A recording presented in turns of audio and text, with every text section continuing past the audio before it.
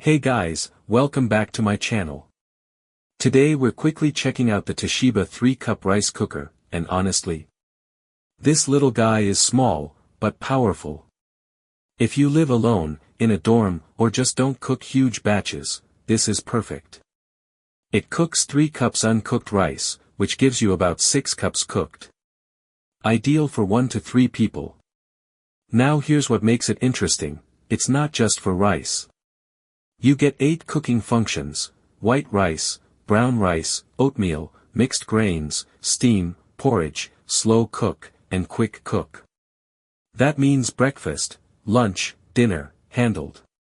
The LCD display is clean and simple. Just select your mode, press start, and relax.